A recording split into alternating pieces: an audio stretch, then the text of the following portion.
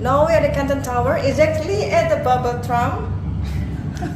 And down below you see the pagoda. Yeah.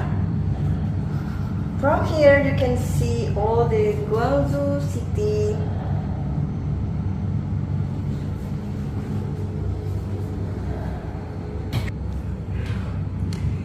It's once in a lifetime experience. You see, it's very far to go down, 460 meters.